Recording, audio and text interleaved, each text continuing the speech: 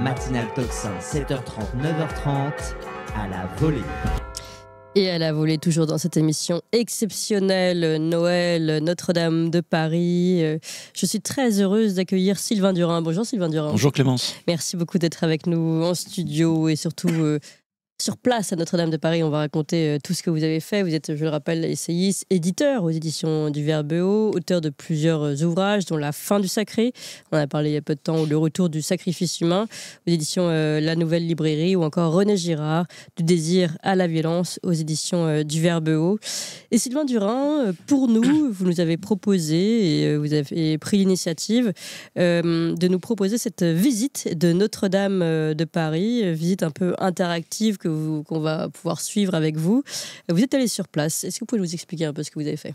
Oui, alors je me suis dit, on voit beaucoup de choses sur les réseaux, sur les vidéos YouTube, sur les fils Twitter, sur la symbolique, sur les choses qui auraient été cachées ou inversées, renversées. Et donc je me suis dit, allons voir sur place avec mon petit téléphone.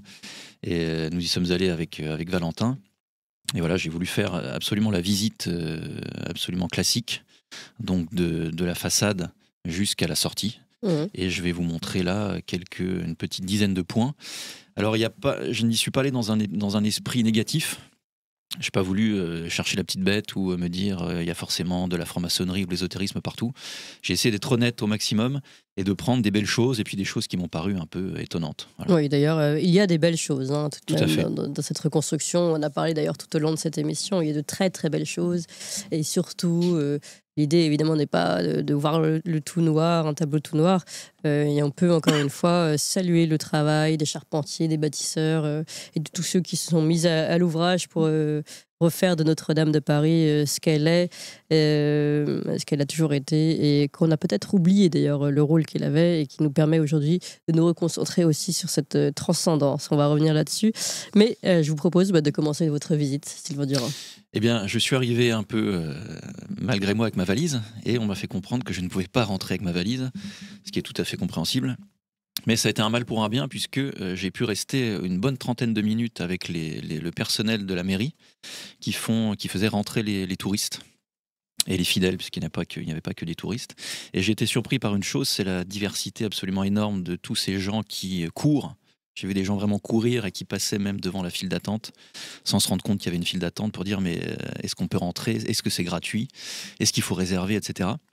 Dans toutes les langues que vous pouvez imaginer, de toutes les origines, de toutes les religions, de tout ce que vous pouvez, de tous les âges, de tout ce que vous pouvez imaginer. Et ce qui m'a marqué et surpris, c'est que l'idée d'être payant, que l'entrée soit payante, était dans la tête des gens.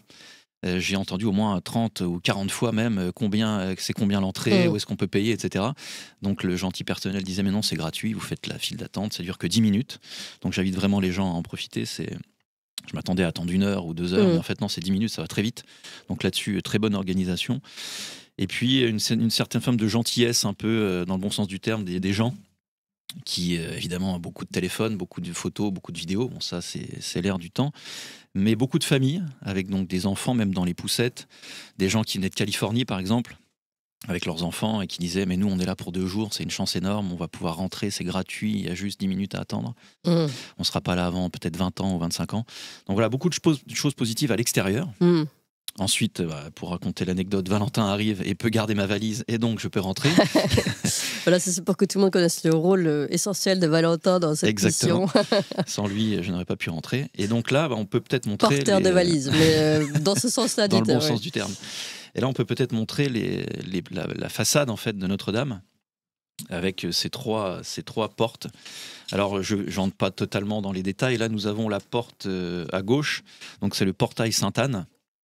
Pour ceux qui pourront un peu zoomer, eh bien en fait, donc Notre-Dame, c'est évidemment à la gloire de la Sainte Vierge. Donc là, nous avons les parents de Marie, Joachim et Anne, qui sont accueillis par un ange. Voilà. Il y a d'autres choses à voir, mais je vais donner un exemple seulement par portail. Là, vous avez le portail central, qui est le portail du jugement dernier, qui est vraiment magnifique. Il faut vraiment s'arrêter quand vous passez la file d'attente. Vous pouvez vraiment vous arrêter et rester au moins 5-10 minutes devant le portail. Tellement il y a de détails. En bas, vous avez les morts qui ressuscitent, des tombeaux. Au centre, vous avez Saint-Michel qui pèse les âmes et qui est entouré d'anges et de démons.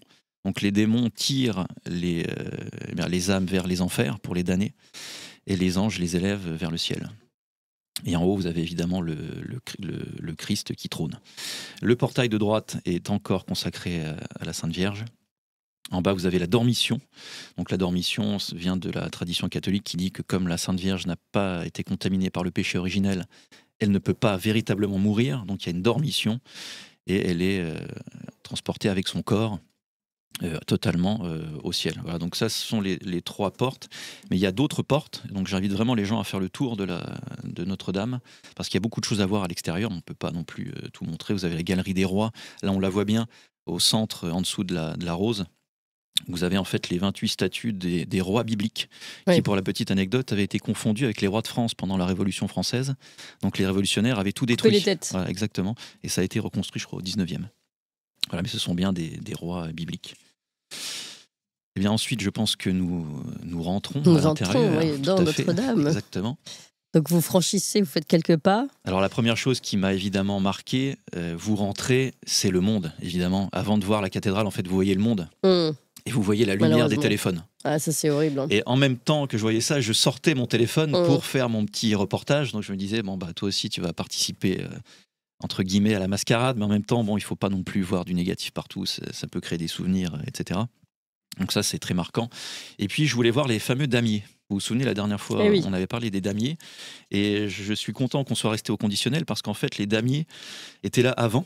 Oui, peut-être à rappeler ce que vous disiez. Vous expliquiez que donc, ce sol en damier pouvait être représentatif d'une symbolique franc-maçonne, disons les choses, puisque c'est le damier, le blanc, le noir, etc. C'est une des représentations communes de la franc-maçonnerie. Vous étiez resté au conditionnel, et en fait, ces damiers ne sont déjà pas dans le sens, c'est ça Oui, ils ne sont pas dans le même sens. Alors, je vois que j'ai sauté une étape, mais on a la vidéo des damiers. Que la technique m'excuse, j'ai sauté l'étape, voilà.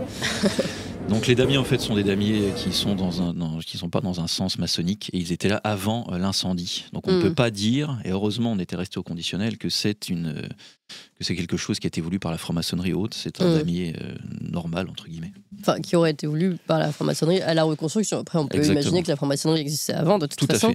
Mais pour dire qu'ils ne sont pas dans le même sens, c'est-à-dire que je crois que les damiers maçonniques, entre guillemets, sont en losange. En losange, absolument. Ouais, c'est ça. Et donc là, ils étaient dans l'ordre droit du carré, du damier, du jeu de dames. Exactement. Et la première partie que j'ai sautée, c'est la photo. Alors là, je n'en ai jamais entendu parler nulle part ailleurs. Alors vous avez, là vous le voyez à l'écran, une photo d'un coq qui semble étranglé, qui semble s'étrangler lui-même en plus. Alors le coq, ça peut être le symbole de beaucoup de choses. Dans l'ésotérisme, le coq, c'est énormément de choses. Ça peut être la fusion entre le soleil et la lune avec le C et le O. Ça peut être le symbole de la France, évidemment, puisque c'est le grand symbole de la France. Oui. Et à gauche du coq, vous avez une petite phrase en hommage aux femmes et aux hommes qui ont sauvé et relevé Notre-Dame de Paris, avec une traduction en dessous, en anglais. Alors, je ne vais pas aller trop loin sur l'interprétation. Je trouve ça assez étrange. Pourquoi ce coq s'étrangle lui-même? Peut-être que des spécialistes pourront répondre en commentaire sous la vidéo, mais c'est quelque chose d'assez étonnant. Oui. Et on voit vraiment que le coq souffre en plus. Il a le bec ouvert, et on sent qu'il hurle ou quelque chose comme ça. Donc ça, c'était un point assez négatif que j'ai pu voir. Alors peut-être juste sur le coq, il se trouve que nous recevions Pauline de Préval juste avant, donc je rappelle dans son livre Le dictionnaire amoureux des cathédrales, et aux éditions Plomb, elle a une entrée sur le mot coq, et elle explique que après la nuit tragique de l'incendie de Notre-Dame de Paris, un restaurateur retrouva dans les décombres un peu cabossé mais clairement identifiable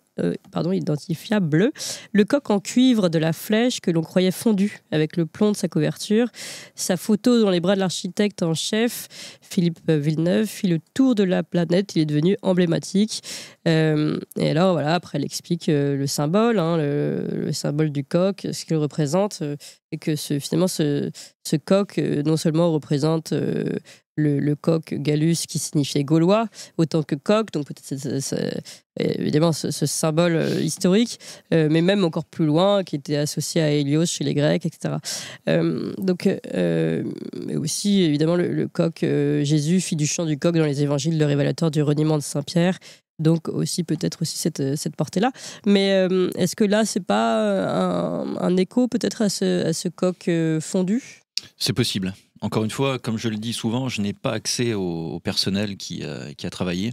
Donc parfois, je peux sans doute aller trop loin, parfois pas assez loin. Mais en tout cas, parce que je n'ai pas parlé encore de la beauté du lieu, qui a quand même été très très très bien refait. Enfin, c'est très très impressionnant. Tout est très clair, tout est très très beau, tout est très très bien refait. Et donc on peut tirer notre coup de chapeau là-dessus, quand même, c'est quand même incroyable. Oui. Et ça dénote un peu. Oui. Avant de continuer dans notre promenade et notre visite de Notre-Dame de Paris que vous nous proposez, justement cette impression d'ensemble quand vous rentrez, vous avez dit première impression, le monde, la foule et tous les téléphones allumés. Malheureusement d'ailleurs c'est vraiment une impression maintenant. C'est terrible, je vois même des photos de mariage maintenant avec des téléphones de film. On regarde plus le mariage, on le filme. Là, je regardais l'illumination de je ne sais plus quel pays magnifique de Noël. On ne vous regarde plus les illuminations, on les filme. Donc voilà, ça c'est forcément malheureusement un trait commun. Mais vous avez été pris par la lumière, pris par la clarté, pris par la beauté du lieu. Oui, absolument. Après, on lève les yeux évidemment, et là c'est quand même assez impressionnant. Et on est quand même pris par une espèce de force. Et par une espèce de surplomb. On est quasiment écrasé en fait par la grandeur du lieu. Et ce qui est surprenant, c'est l'éclairage aussi, qui dénote avec ce qu'on avait avant, qui était quand même une cathédrale assez sombre. Et là, c'est très très lumineux. Alors ça va résonner avec une autre partie qu'on verra après, mais il y a un côté musée quasiment, j'ai trouvé. Oui. Tout est très très bien éclairé. Chaque recoin, on sent que voilà, on a voulu que les gens puissent voir tout. Et se dire c'est magnifique et bravo, etc. Donc pour la prière, je trouve que c'est un peu compliqué, mais après ça dépend de la sensibilité de chacun. Mais de toute manière, avec tout ce monde, la prière, ça reste de toute manière compliqué en dehors des heures de messe. Mais on est quand même très agréablement surpris par la beauté du lieu et par cette impression que ça n'a pas été reconstruit. On a l'impression que ça a été nettoyé, si vous voulez. C'est vraiment à l'identique de ce qu'on pouvait voir à l'époque. Donc ça, c'est vraiment très, très impressionnant. Et on peut comprendre donc que les gens veulent prendre ça en photo. Parce que Bien sûr. Voilà. Alors donc, on reprend notre cheminement. On a donc ce coq étranglé, en effet. Alors voilà, la question est posée. Vous avez vu l'image. Donc on a les damiers que vous avez retrouvés au sol qui existaient déjà auparavant. Donc de ce côté-là, on ne commente pas ces damiers. Alors, continuons le chemin et la visite. Alors ensuite, nous arrivons au fameux reliquaire qui a fait couler beaucoup pas d'encre, mais beaucoup de lettres sur les réseaux sociaux. Alors là, j'ai découvert quelque chose ce matin, pour vous dire la vérité. Donc ça, on a tourné hier avec Valentin. Et ce matin, je me suis réveillé un peu avec une question, mais j'ai eu l'impression qu'il fallait que je recompte les cercles que vous voyez actuellement à l'écran. Alors celui que vous voyez, c'est celui que j'ai pris en photo hier à Notre-Dame, qui compte en tout 10 cercles, donc 9 cercles extérieurs plus un cercle central. Donc c'est le reliquaire qui accueille la Sainte Couronne. La Sainte Couronne d'épines, donc pendant la Passion du Christ, où on se moquait du Christ en lui disant vous êtes roi de rien, donc soi-disant roi du monde, roi des Juifs, roi de ce que vous voulez. Donc on vous met une couronne d'épines qui fait couler du sang. Oui. Et il y a une autre photo que vous ne verrez pas là, mais j'invite les auditeurs à se renseigner. Vous la trouvez vraiment en 2 clics sur Internet. C'est celle qui tourne un peu partout. Il y a un cercle de plus. Et j'ai trouvé ça vraiment très étonnant. Et le fond n'est pas le même non plus. Donc, est-ce que le reliquaire a été changé ? Est-ce que finalement on a seulement un faux reliquaire pour éviter les problèmes ? C'est tout à fait possible, ça peut arriver dans certains musées par exemple, où on n'a pas vraiment les vraies toiles en face de nous, mais une copie.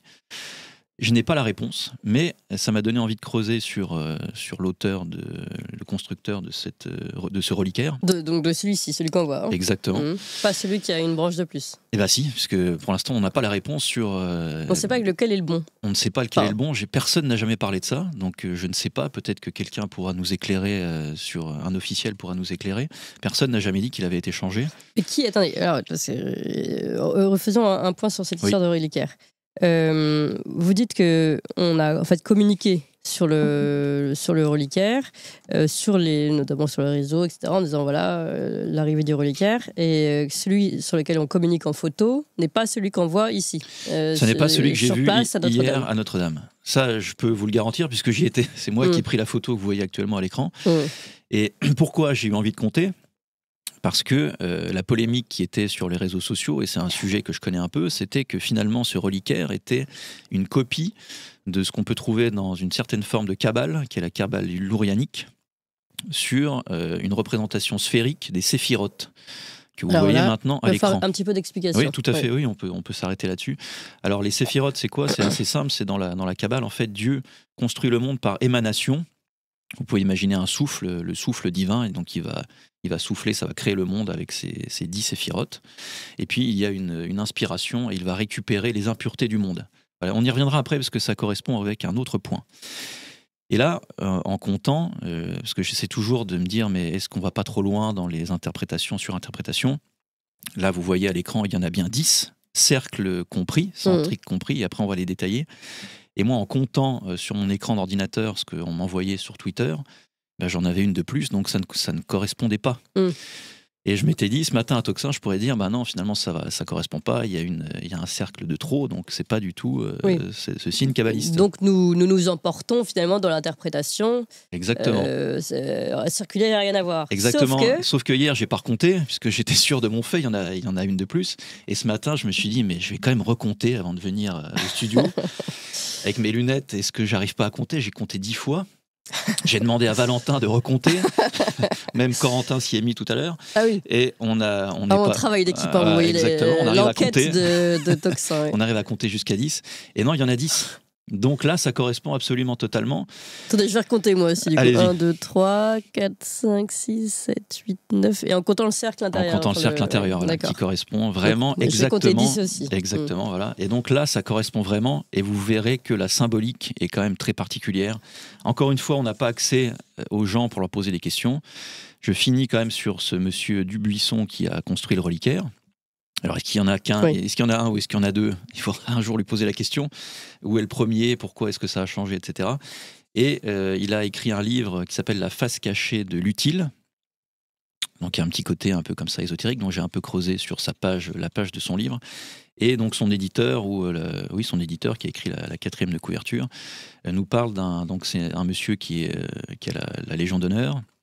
Donc c'est quelqu'un de très très connu dans le milieu de l'architecture. Hein. Architecture extérieure civile et architecture de mobilier. Il est très très connu, il a des prix assez régulièrement. Et il est réputé pour quelqu'un, je vais vous citer la phrase pour ne pas m'emmêler les pinceaux, qui a un discours parfois clair, c'est noté comme ça, hein. Parfois ténu, parfois ténu et parfois occulte. Ah. Okay. Et en creusant un peu, je me suis rendu compte que parfois il faisait des références à Isis et Osiris, qui sont des grandes figures ésotériques qu'on trouve dans la franc-maçonnerie et dans d'autres mouvements. Donc maintenant, tout ça donne de l'eau un peu à notre moulin un peu kabbaliste. Maintenant, si on regarde ce que sont ces séphirotes, je ne vais pas non plus tout expliquer parce que ce serait trop long. Oui, mais quand même expliquer un petit peu parce que je ne suis même pas sûr que les gens sachent ce que ça veut dire séphirote. Donc oui, je pense qu'il faut un petit peu de vulgarisation. Tout à fait. Donc en fait, tout simplement, les séphirotes, donc, ce sont les 10 étapes de la création du monde jusqu'à la destruction du monde. Donc la première étape de construction du monde, vous le voyez à l'écran, c'est le Keter, qui veut dire la couronne. Donc on a quelque chose qui nous parle, la couronne d'épines, il y a quelque chose qui correspond. Donc c'est le premier lieu de l'émanation de Dieu dans sa création. Il contient tout ce qui existe et tout ce qui existera. Voilà, c'est quelque chose d'uni, de un. Voilà. De lui naissent les 2 prochaines étapes, donc vous voyez à l'écran, Okma, qui signifie sagesse, et Bina, qui signifie discernement. Donc le premier, c'est un principe masculin, qui est un principe actif, qui est l'intellect de l'humain, en gros. Et ensuite, vous avez donc Bina, le principe féminin, qui est passif, qui est l'intellect de la réception. Et tout ça s'enchaîne, en fait. Hein. Pour faire très simple, une séphira enchaîne une autre séphira. Ensuite, la 4e, c'est Ezed, ou Essed, qui signifie la grâce. Donc c'est aussi un principe actif qui se manifeste dans l'amour, la tolérance, la générosité. Ensuite, le 5e, ceux-là ne sont pas les plus intéressants, mais je les note quand même.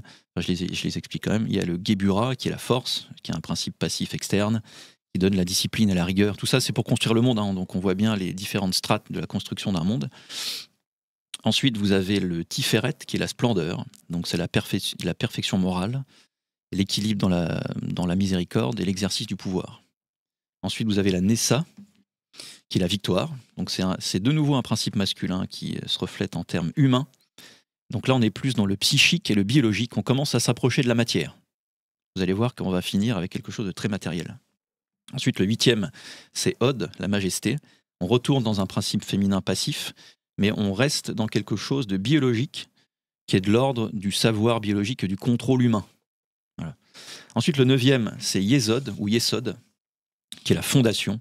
Et donc là, c'est l'élément de reproduction de la nature. Donc là, on commence à voir notre monde se construire. Et c'est ce qui est de la nature sensible et qui contient vraiment les choses matérielles.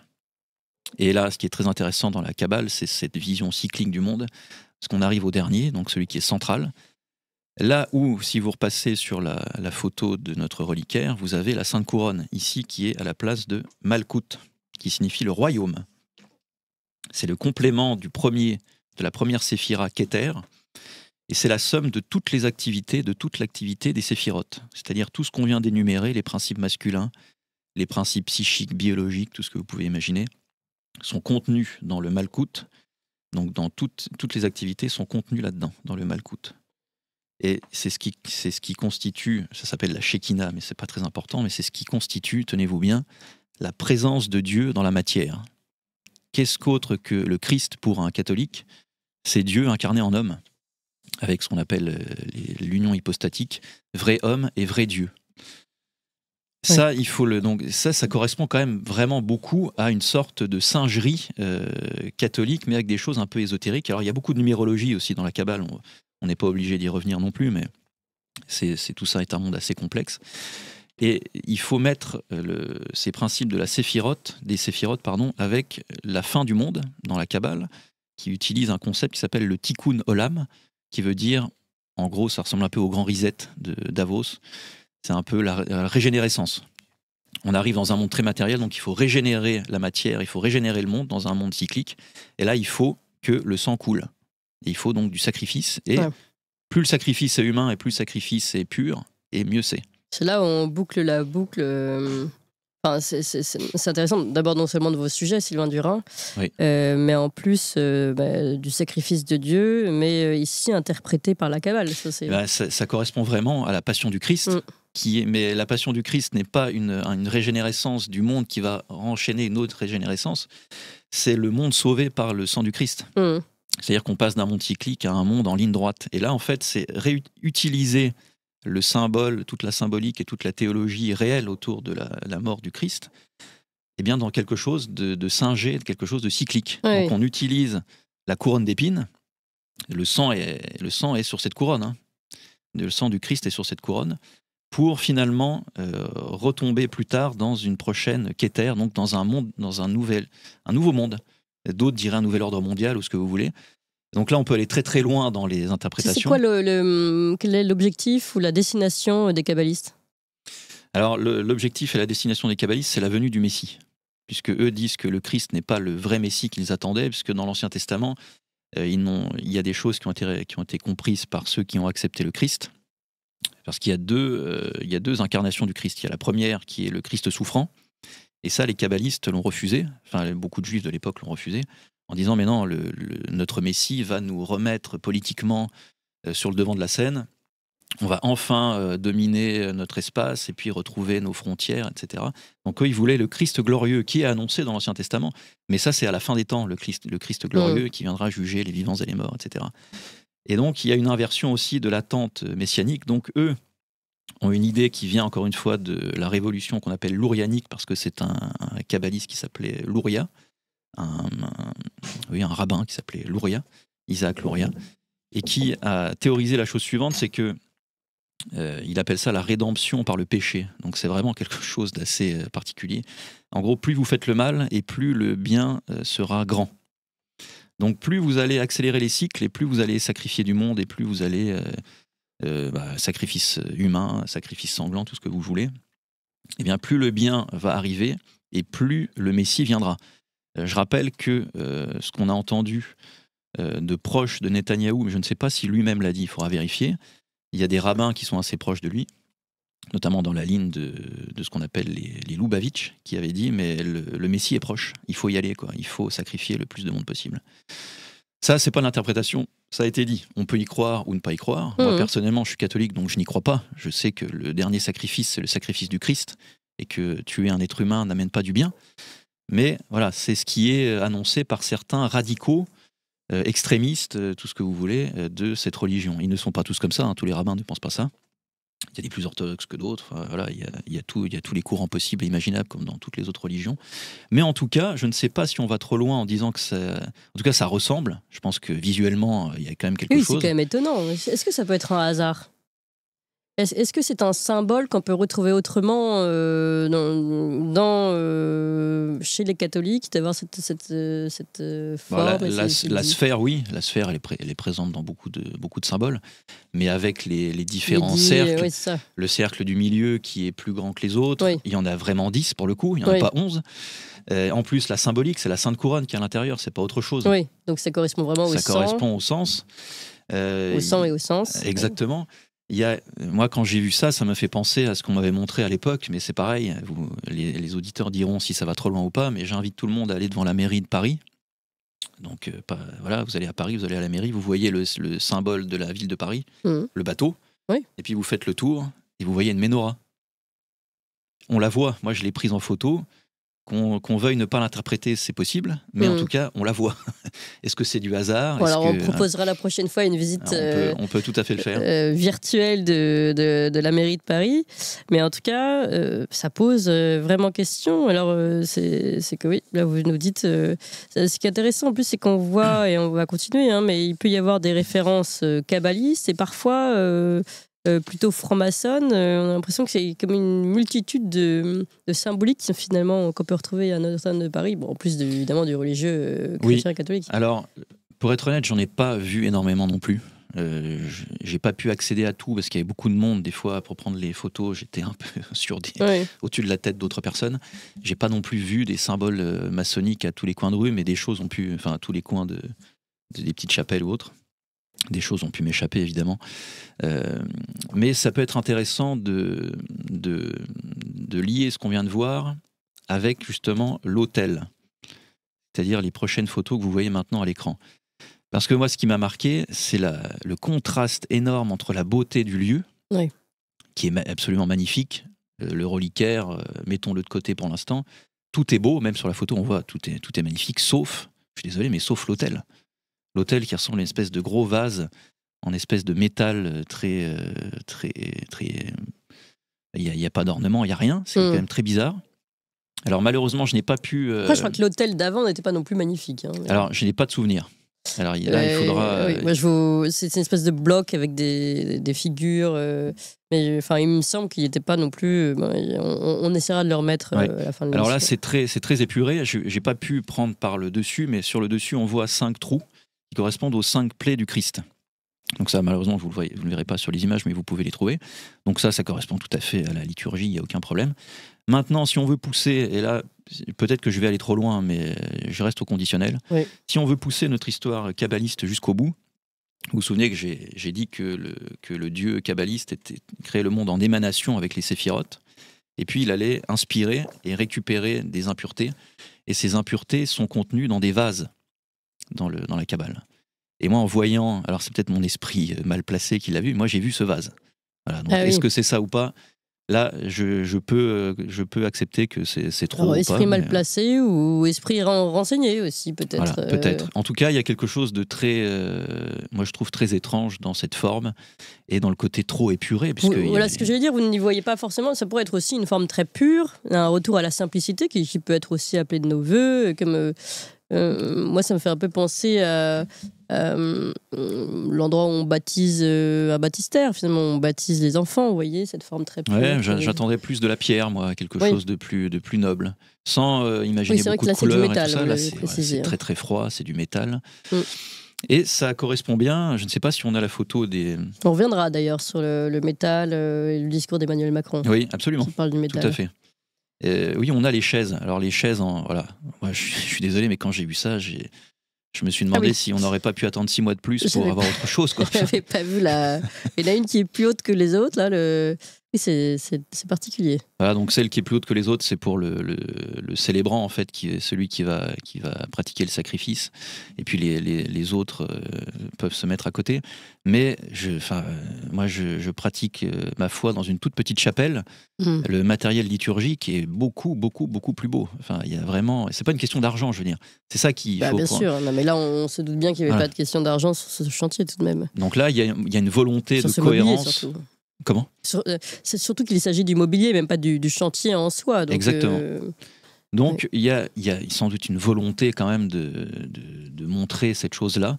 C'est-à-dire qu'il y a un côté musée dans la cathédrale. Tout ce que vous voyez autour de l'autel est magnifique. Et dès que vous rentrez au cœur du culte, c'est-à-dire l'autel, eh bien là, on ne peut pas dire que ce soit magnifique. Enfin, je n'irais pas dire que c'est moche, mais il y a quelque chose de très étrange. Voilà. Oui, puis c'est vrai que ces chaises en fer très froides aussi, elles sont quand même assez étonnantes, vous le rappelez, on est toujours dans le fer. Gardez bien tout ça en tête parce que on reviendra sur le discours également d'Emmanuel Macron qui fait référence à tout ça. Alors on continue votre visite. Oui, alors la visite là, ensuite, oui. Bon là je vais faire très vite sur la rosace parce qu'il déjà il y en a plusieurs, donc je vous invite vraiment à essayer de vous arrêter. Même s'il y a du monde, vous arrêtez et vous regardez les différentes rosaces qui sont absolument merveilleuses. Là, je ne sais pas si elles ont été rénovées ou si elles avaient été vraiment attaquées par le feu. Ça, il faudrait voir, mais en tout cas, c'est absolument splendide. Et donc là aussi, il y a une cohérence, c'est pour ça que je voulais qu'on la voie. Il y a une cohérence avec l'extérieur. Vous vous souvenez, les 3 portes, on voyait surtout des choses sur la Sainte Vierge. Et là, vous avez la Sainte Vierge au milieu, qui est entouré aussi de cercles. Mais vous voyez, il y en a pas 10. Et puis, les choses qui sont montrées, ce sont les apôtres. Vous avez les signes du zodiaque aussi. Et vous avez aussi des prophètes de l'Ancien Testament. Enfin, tout ça est très calibré en fonction des chiffres. Il y a beaucoup de numérologie qu'on pourrait faire, mais il faudrait une émission entière qui est assez passionnante avec les chiffres sacrés, chiffre 3, chiffre 7, chiffre 12, qui sont très présents. Mais j'avais quand même préparé, je vais quand même le dire, je m'étais quand même préparé au chiffre 11 pour le reliquaire avec 11. J'ai regardé un peu ce que ça représentait dans la Bible. Et le chiffre 11 est un chiffre du chaos dans la Bible. Parce qu'il n'atteint pas la perfection du chiffre 12. Il manque quelque chose. Voilà, donc j'étais prêt, moi, pour le chiffre 11. Mais il n'a plus sens, puisque ce que j'ai vu, moi, peut-être qu'un jour, ils remettront celui d'avant, j'en sais rien. Mais en tout cas, il n'y en avait que 10. Il n'a peut-être jamais existé, non, celui d'avant enfin... Peut-être juste... Non, vous me direz... Aujourd'hui, avec les images, on peut tout faire. Peut-être qu'une personne a rajouté un cercle. Mais en même temps, moi, j'ai trouvé le cercle sur Twitter d'une personne qui avait apposé à côté les cercles de la Kabbale. Ouais. Donc pourquoi est-ce qu'elle aurait ajouté quelque chose qui ne va pas dans son sens ? Ça ne correspondait pas. Donc voilà, les rosaces, vraiment, n'hésitez pas à vous arrêter et à contempler ça. Prenez-le en photo, puis après vous attendez, et puis vous regardez avec vos yeux. C'est ça, n'oubliez pas de regarder avec vos yeux. Tout à fait. Alors, on continue un peu ce tour et vous proposez de vous arrêter notamment sur l'art contemporain ? Oui, j'ai fait 2 fois le tour, en fait, parce que je savais bien que je louperais des choses. Et au 2e tour, je me suis dit, c'est vrai que ça fait quand même beaucoup musée avec ce côté lumière. Et puis, je suis allé voir les petites chapelles sur la gauche, quand vous rentrez, qui sont des toutes petites chapelles à la gloire des prophètes principaux de l'Ancien Testament. Donc vous avez Noé, Abraham, David, Isaïe. Et donc je suis rentré dans plusieurs chapelles. On peut montrer en même temps, si vous voulez, les petites vidéos. Et donc sur la gauche de chacune des chapelles, vous avez une œuvre classique qui ne correspond pas d'ailleurs toujours avec par exemple là, la chapelle du roi David. La peinture ne correspond pas forcément, mais au moins c'est quand même beau, c'est classique. Et en face, vous avez quelque chose qui ressemble parfois à rien, il faut être honnête. Parfois, une espèce d'art contemporain. Alors c'est quoi, c'est un bout de tissu, ça? Voilà, c'est un bout de tissu qui est quasiment scotché au mur. Là, c'est la chapelle de Moïse. Voilà, la peinture ne correspond pas vraiment à Moïse, mais tant pis. Et là, je crois que j'ai zoomé après sur la chapelle, enfin sur le petit dessin d'art contemporain, qui correspondait, parce que c'était la mer, donc on peut se dire, bon, Moïse, les eaux, etc. Mais c'est quand même assez moche. Et puis là, c'est la pire, celle-là, je trouve. où on Alors dirait c'est un même dessin pas d'enfant. bien quoi. accroché. en Ouais, plus, c'est pas, hein. on dirait que c'est scotché un peu à Ouais, l'arrache c'est comme ça. accroché. Oui, c'est vraiment ça. Ça vole quoi, un Voilà. peu. hein. Donc là, c'était la chapelle d'Abraham, mais il y en a plusieurs. J'aurais pu toutes les filmer, toutes étaient pareilles. Alors il y a un côté musée, mélange classique. Mais on se donne un petit peu plus de mal dans la mise en forme. Tout à fait, mais ça correspondait aux lumières. Il fallait sans doute mettre quelque chose sur le mur, donc on a mis un peu ça. Donc il y avait un côté art contemporain, il y avait un côté écologie aussi, j'ai trouvé. C'est très vert, très sur l'eau, sur les choses comme ça. Bon, ça peut correspondre aussi, Moïse, l'eau, on comprend bien. Le roi David et les fleurs, il faudrait creuser, mais je ne sais pas s'il y a un lien particulier. Ça peut m'échapper, hein, mais voilà. Oui. Et voilà, j'ai trouvé que c'était assez étrange et que ça, quelque part, un peu désacralisait le lieu, parce qu'on est vraiment là dans une visite. Il n'y a plus de côté culturel ou cultuel. Oui. Voilà. Même le culturel, je trouve, est un peu gâché, puisque une belle œuvre religieuse n'a pas besoin d'être mise devant une œuvre contemporaine. On peut être dans du culturel très très beau en restant dans le religieux. Vous voyez ce que je veux dire ? Bien sûr. Sans y croire ou quoi, mais on n'est pas obligé de salir, entre contrebalancer. guillemets. Voilà, exactement, contrebalancer. Avec une espèce de tissu ou de morceaux de papier volant. Voilà. Exactement. Oui, vraiment, on dirait que c'est scotché du matin par quelqu'un qui ça fait un peu le dessin de mes enfants que j'aurais mis dans la cuisine. Quoi. Exactement. Et je pense qu'on l'aurait mieux accroché parce qu'on serait fiers du dessin de nos enfants malgré tout. Et puis, je me suis dit, tiens, il y a quelque chose ensuite que je n'ai pas vu, c'est le chemin de croix. Oui. Donc, j'ai eu du mal à le trouver, mais sans doute parce qu'il y avait beaucoup de monde. Mais je l'ai quand même trouvé, donc j'ai pris quelques photos. Alors, on ne peut pas dire que ce soit laid ou autre, c'est même, je trouve, assez beau. Mais ce qui m'a surpris, c'est qu'en fait, les stations sont identiques. Alors, le titre qui est en bas, évidemment, change. Là, c'est Jésus crucifié, si j'arrive bien à voir. Oui. Mais la croix au-dessus est la même sur toutes les stations. Évidemment, le chiffre romain change, du 1 jusqu'au 10. Mais il n'y a pas c'est pas figuratif quoi. Ouais. Normalement il y a quand même une évolution, une un sculpture cheminement, ou un tableau, etc. Donc j'ai trouvé ça assez étrange qu'on perde notre temps à mettre des tableaux un peu d'art contemporain qui n'ont rien à faire là, pour être honnête, et qu'on prenne pas le temps de graver, vu le talent des gens qui ont travaillé. On aurait pu avoir un chemin de croix absolument merveilleux. Et ça, c'est un peu gâché, je trouve. Alors, est-ce qu'il y a une volonté derrière de quelque chose ? Je ne sais pas. On ne peut pas dire que ce soit moche, mais je trouve que Notre-Dame mérite quand même un chemin de croix un peu plus sérieux. Est-ce qu'on peut pas mettre ça sur une recherche de sobriété tellement sobre qu'on reste sur un symbole, celui de la croix ? Comme rien n'est sobre dans Notre-Dame, je trouve que tout est tellement grandiose, en fait, pourquoi pas le chemin de croix ? Mais c'est possible, hein, peut-être qu'il y a une volonté simplement d'épurer, ou je ne sais pas. Voilà. Mais j'ai trouvé ça étonnant de voir tant de beauté. Encore une fois, ce n'est pas moche, c'est quand même beau, mais ça ne correspond pas à un chemin de croix, disons, classique, qui, pour Notre-Dame, quand même... je trouve que ça mérite autre chose, quoi. Bien sûr. En tout cas, merci beaucoup Sylvain Durand pour cette visite de Notre-Dame de Paris. On aura vu quand même à travers toutes ces images l'impression générale d'abord, et puis ce que vous nous racontez, l'impression générale de Notre-Dame de Paris. Vous dites d'ailleurs vraiment une impression de beau, hein, rappelons-le. Oui, absolument. À 95%, c'était une très très belle expérience. Ce qui est le plus gênant, c'est pour moi le monde et les téléphones. Ouais. Et ensuite, le symbole kabbaliste, s'il est réel, c'est loin d'être un petit symbole, ça veut quand même dire beaucoup de choses. Ouais. Mais je veux dire, Là, je propose à ceux qui nous écoutent, peut-être que certains ont peut-être des éléments aussi sur le sujet, certains sont allés sur place, ont vu autre chose. N'hésitez pas, vous commentez ici dans l'émission, vous nous écrivez sur notre mail de contact, contact@toxin-media.fr. Ça nous intéresse vraiment d'échanger tout ça avec vous. On est ici dans une recherche, évidemment un approfondissement avec la connaissance de Sylvain Durand. Mais on peut toujours apprendre dans un sens comme dans l'autre sur ces sujets. Donc n'hésitez pas éventuellement à ajouter aussi vos éléments, ça nous intéresse. Alors on va passer maintenant, Sylvain Durand, sauf si vous aviez autre chose à rajouter sur la Non, pas du tout. visite.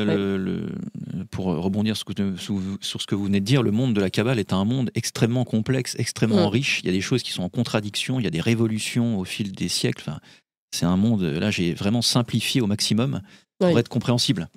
Moi, je travaille sur ces questions depuis une dizaine d'années et parfois, je dois moi-même reprendre mes notes, ce que j'ai fait pour l'émission, pour vraiment recomprendre la manière de fonctionner, parce que c'est tellement à l'opposé de la civilisation chrétienne, même si on est culturellement chrétien et pas croyant, on est baigné de cette culture-là, qu'il faut se remettre un peu dans l'état d'esprit de quelque chose qui est totalement différent. Voilà. D'accord. Alors, allons sur la cérémonie, la fameuse cérémonie des réouvertures de Notre-Dame de Paris. Alors, la polémique, la première, ce discours qui a eu lieu au sein, le fameux discours d'Emmanuel Macron qui a eu lieu au sein de Notre-Dame de Paris, qui ne devait pas avoir lieu au sein de Notre-Dame de Paris. Je rappelle, on en avait déjà fait une émission que Monseigneur Ulrich s'y était opposé. Finalement, Emmanuel Macron avait cédé, entre guillemets, dans ce bras de fer, même s'il avait vraiment voulu et émis le souhait pendant un temps très important de faire ce discours au sein de Notre-Dame de Paris. Finalement, on avait eu le premier discours de chantier qui était bien au sein de Notre-Dame de Paris, et le deuxième discours qui finalement s'est fait au sein de Notre-Dame de Paris, à cause officiellement de la météo, même si tout avait été mis en place pour faire un discours à l'extérieur. Je veux dire, on a quand même les moyens d'avoir une tente solide et de pouvoir accueillir à l'extérieur de Notre-Dame de Paris. Ça n'avait pas gêné pendant la cérémonie des Jeux Olympiques, hein, alors que le temps était vraiment, pour le coup, exécrable. Oui. Donc non, ça, ce sont des fausses excuses, exactement. Il a joué sur une ambiguïté qui est réelle, qui est une vraie ambiguïté. J'en ai parlé, si j'ai l'information, c'est parce que j'en ai parlé avec mon abbé. Et en réalité, il a pu le faire parce que, comme l'autel n'était pas encore resacralisé, Notre-Dame n'était plus vraiment, entre guillemets, je mets toutes les guillemets, sacré, entre guillemets, parce que quand l'autel est brisé, soit brûlé, soit est cassé, soit est en réparation, il faut resacraliser. Donc là, il a rendu quelque part Notre-Dame au peuple, ce qui n'est pas du tout son rôle, hein, mais on est bien d'accord. Mais il a pu jouer sur une forme d'ambiguïté un peu théologico-liturgique. Bon, ça peut tenir, mais évidemment, la pluie n'était pas... D'ailleurs, on l'avait dit dans la première émission, hein, qu'on on n'était pas sûr qu'il n'aille pas à l'intérieur parce qu'il trouverait forcément une sorte de stratagème. Donc, il y est allé. Et je crois par contre qu'on commence par les vêtements de Monseigneur Ulrich, si je ne dis pas de bêtises. Oui, il y a évidemment. Donc, on va revenir sur cette cérémonie, on a de quoi dire. Et là, voilà, donc on avait les fameux habits sacerdotaux qui sont pour le moins étonnants, c'est dur. Hein. Oui, alors étonnant, tout le monde y allait un peu de son interprétation. Donc je ne répète, avec humour parfois. Avec humour, tout à fait, il faut hein, on doit rigoler des fois. Et donc je ne répéterai pas forcément tout ce qui a été dit. Ce que je peux compléter, c'est que le seul aspect positif de cette tenue, si on en trouve un, c'est qu'on peut trouver des symboles qui correspondent avec les couleurs, si on cherche vraiment. Le rouge, ça peut être le sang du Christ, donc là, ça passe. Le vert, j'ai entendu que c'était l'espérance. Le bleu, ça peut être Notre-Dame, et le jaune, ça peut être la foi. Seulement, il manque des couleurs, dans ce cas. Il manque des couleurs primordiales pour un archevêque. Le violet, qui est la couleur sacerdotale première pour un archevêque, enfin même pour un évêque, hein, donc ça, normalement, c'est présent. Et la couleur or, qui n'est pas la couleur jaune. Et la couleur or, très importante, puisque c'est la gloire du Christ. Donc même si on se mettait, j'essaie toujours de faire du positif pour montrer que je ne suis pas totalement toujours à attaquer tout le monde, mais si on voulait faire de la symbolique des couleurs, à la limite pourquoi pas, mais il en manque deux, donc ça ne va pas. Alors on connaît le concepteur de la chose, c'est un fait notoire, donc on ne dévoile rien, qui est franc-maçon.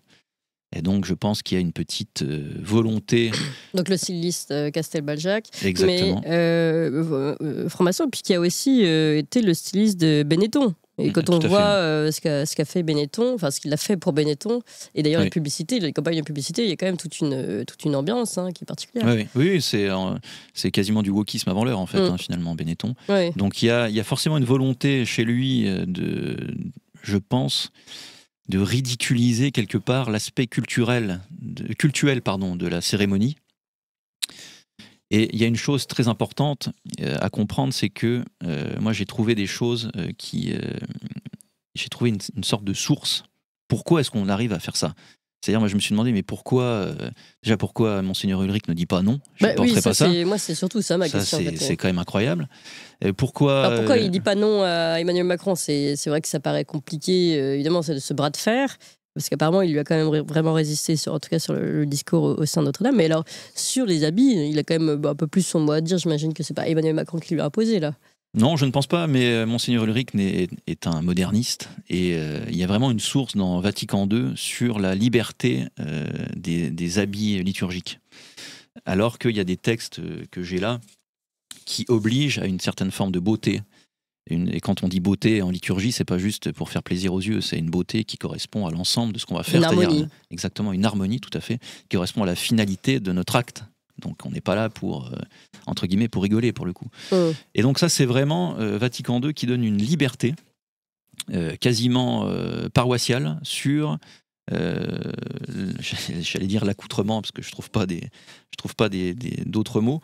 Mais si je vous lis par exemple quelques petites choses qui sont dans le missel romain, pourtant, après Vatican II, même ça pour moi, ça ne colle pas. Je vous en cite que 2, si vous voulez, les 2 premiers. Donc, il dit qu'il y a une liberté, etc., c'est libéralisé, etc. Mais il faut cependant que ces vêtements contribuent aussi à la beauté de l'action liturgique. Ça, c'est le point 335. En ce qui concerne la forme des vêtements liturgiques, les conférences des évêques peuvent définir et proposer au siège apostolique les adaptations correspondant aux besoins. Là, je vois pas de besoin de s'habiller comme ça. Il n'y a aucun besoin. Oui. On n'a pas besoin d'aller au Lidl pendant qu'on va à Notre-Dame. Enfin, ça n'a aucun sens. Oui. Et aux habitudes de chaque pays. Moi, je sais pas vous, Clémence, mais moi, je me suis jamais habillé comme ça. J'ai jamais vu quelqu'un d'autre français s'habiller comme ça. Oui. Donc, ça ne colle pas du tout. Il y en a d'autres qui vont dans le même sens et qui demandent même une validation de la conférence. Mais ça, il y a peut-être eu validation puisque la conférence des évêques est très, très, très libérale et très, très, très moderniste, entre guillemets. Et il y a une autre chose qui est importante que j'ai lu d'un abbé sur la Porte latine qui, je trouve, fait un très bon parallèle avec un livre de Marcel de Corte, qui est un auteur corse qui avait beaucoup écrit sur le sacré et qui explique une chose, à mon avis, qui correspond tout à fait à ça, c'est que comme on a dénaturé la liturgie et le sens, la finalité de la liturgie et la beauté de la liturgie dans la messe moderne. Alors, il y a différentes messes modernes. Je parle vraiment, imaginez la plus moderniste de toutes les messes à laquelle vous pouvez assister. Eh bien, il faut que les yeux aillent quelque part. Et donc, il faut qu'on en rajoute sur l'insignifiant, il faut qu'on en rajoute sur le détail, il faut qu'on en rajoute sur le le criard. Voilà, et une certaine forme de surprise. C'est-à-dire que quand les gens voient Monseigneur Ulrich célébrer, eh bien, ils ne voient pas la célébration, ils voient Monseigneur Ulrich.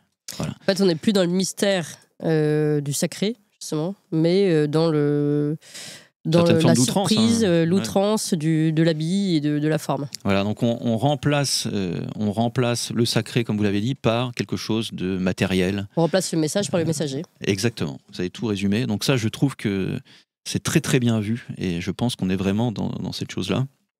Alors encore une fois, il y a beaucoup de prêtres ou d'évêques modernistes qui sont contre ça. C'est pas du tout.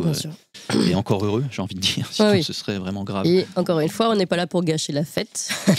Mais tout de même, il faut dire les choses quand elles nous paraissent surprenantes. Exactement. Alors, allons au discours d'Emmanuel Macron. Un point que vous souhaitiez analyser. On l'a déjà fait d'ailleurs avec une autre chronique. Mais tout de même, il y a 2-3 éléments sur lesquels vous vouliez revenir dans le discours d'Emmanuel Macron.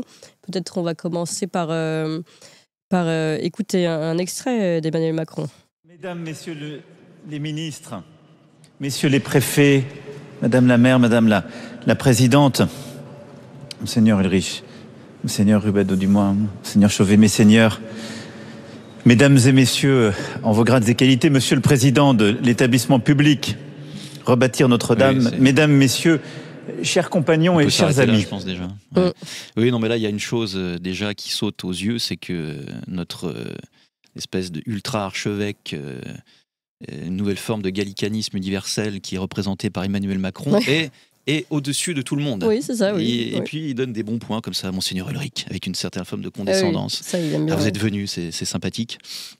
Mais c'est moi la star. Et puis, il a cette formule qu'il dit très rapidement, donc c'est assez drôle, en vos grades et qualités, et puis il passe un peu à autre chose, qui est une formule maçonnique. Voilà, ça c'est pas moi qui l'invente, c'est comme ça, c'est une formule quand on dit en vos grades et qualités, on parle des grades maçonniques et des qualités maçonniques. Voilà. Donc il y a un message, je pense qu'il a voulu faire passer. Il a sans doute voulu le passer assez vite pour pas qu'on en rajoute, mais il l'a quand même dit. Ah, voilà. Bien sûr, non, mais de toute façon, l'idée c'est ça quand il fait des cymbales. Je précise que ça, c'est le discours de chantier, oui, donc, qui avait lieu je ne me rappelle plus exactement la date, mais c'est pas grave, qui avait lieu quelques jours avant les discours d'Emmanuel Macron. Alors, ensuite, on va entendre Emmanuel Macron, pour le coup, au discours d'inauguration, cette fois-ci. On l'écoute. Nous avons redécouvert ce que les grandes nations pouvaient faire, réaliser l'impossible. Cette cathédrale fut ainsi la métaphore heureuse de ce qu'est une nation et ce que devrait être le monde. Fraternité d'un peuple déterminé à faire de grands choix, fraternité universelle et entraide. Notre-Dame nous dit que nos rêves, même les plus audacieux, ne sont possibles que par la volonté de chacun et l'engagement de tous. Notre cathédrale nous rappelle que nous sommes les héritiers d'un passé plus grand que nous, qui peut chaque jour disparaître, et les acteurs d'une époque que nous avons à transmettre. Notre cathédrale nous dit combien le sens, la transcendance, nous aide à vivre dans ce monde. Transmettre et espérer. Tel est le sens de ce travail et de notre présence ce soir. Nous nous inscrivons à notre tour dans ce cortège de bâtisseurs, nous révélant à nous-mêmes face à l'adversité. Les cloches sont sonnées. L'orgue va s'éveiller. Les fidèles, bientôt, viendront prier. Le monde retrouvera la cathédrale rebâtie et embellie. Voilà. Alors, non, mais on pourrait passer 1 heure parce qu'il y a tellement de mots-clés. Déjà, moi je trouve que ça valide notre dernière émission sur notre prospective sur le discours de Macron. Pourquoi ? Parce qu'il se pose en une sorte de... C'est quasiment une espèce de pape laïque, une sorte de super évêque laïque dans une nouvelle religion, moitié républicaine, moitié on prend un peu ce qui nous arrange de un peu toutes les religions, plus des choses de la Révolution, des Lumières, de la philosophie. Enfin, et ce ton... Pour moi, c'est insupportable. Oui. On a envie de lui donner des tartes, mais il y a un ton absolument solennel. C'est joué, c'est faussement solennel, justement. Mauvais prof de théâtre, alors. Ah, ouais. Tout à fait. Quand vous écoutez je veux dire, des discours des papes, même aller voir des discours qui datent un peu, ils ne jouent pas de rôle, ils parlent normalement. Enfin, ils sont pas... Nous avons réussi. Non, personne ne parle comme ça, en fait.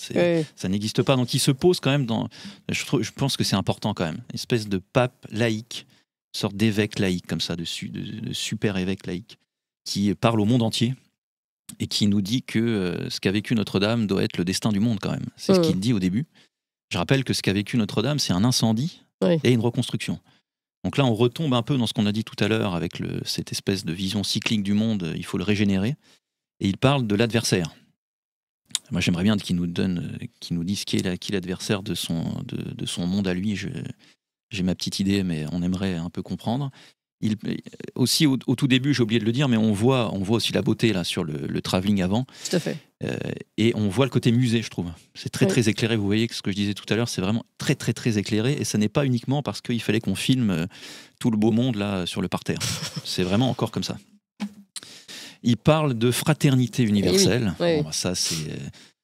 des fois, on nous dit qu'on est complotiste, mais j'ai l'impression que Macron est plus complotiste que les complotistes. Là, fraternité universelle, on est dans ce qu'on vient de dire, c'est-à-dire l'espèce de fausse... d'un espèce de peuple sans religion révélée, mais qui a quand même besoin d'une religion.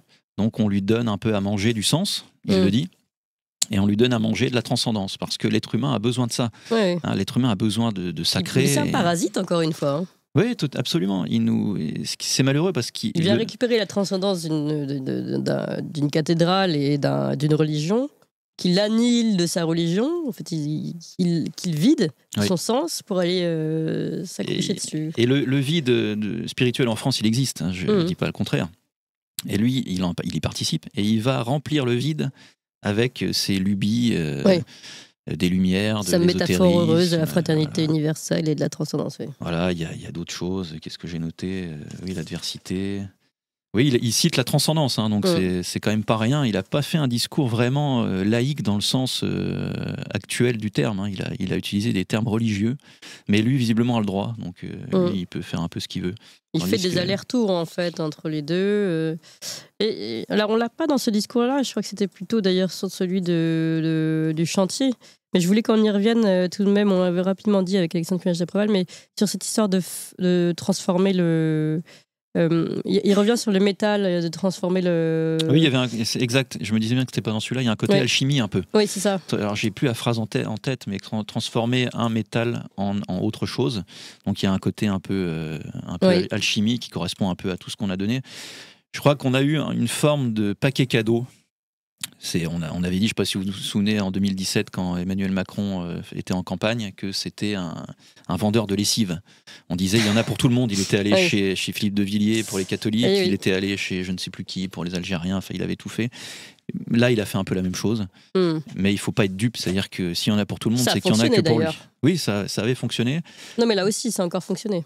Oui, ce discours a plu beaucoup aux chrétiens, comme il a plu, j'imagine, aux non-chrétiens. Moi, j'ai eu beaucoup de retours en me disant, mais tu vois, le discours d'Emmanuel Macron a rattrapé la cérémonie des Jeux Olympiques. J'ai eu beaucoup ça, on m'a beaucoup dit ça. Il a su être à la hauteur. Alors, il y a un côté grandiose dans la forme, ça c'est réel. Le monde entier est venu, il y avait toutes les stars mondiales de la politique, il y avait même Elon Musk. Tout le monde pouvait dire, vous voyez, Donald Trump s'intéresse à la France, on est sur le retour au niveau géopolitique, etc. Elon Musk est venu, mais le sens profond de la réouverture de Notre-Dame était absent. Maintenant, il ne tient qu'à nous aussi d'aller prier à Notre-Dame et d'aller à la messe à Notre-Dame. Ça n'est pas interdit, et sachez que les messes, c'est 12h et 18h, je crois, et c'est le moment où il y a le moins de monde. Ça en dit aussi beaucoup sur nous. Je veux dire, si on a ce discours-là d'Emmanuel Macron, on a le Macron qu'on mérite quelque part. Donc c'est aussi à nous de faire le boulot individuellement, dans nos familles, etc., pour mériter autre chose. Bien, merci beaucoup Sylvain Durin pour cette très belle analyse et visite de Notre-Dame de Paris. Je pense que on a vraiment, vous nous avez proposé un travail enrichi, illustré, qu'on ne pourra pas trouver ailleurs, chers amis. Donc merci encore, merci beaucoup Sylvain Durin pour tout le mal que vous êtes donné. Merci à Valentin qui vous a accompagné dans cette aventure. Je rappelle votre livre René Girard, Du désir à la violence, aux éditions du Verbe Haut, ou encore La fin du sacré, ou le retour du sacrifice humain, aux éditions La Nouvelle Librairie. Merci encore, merci à vous tous, chers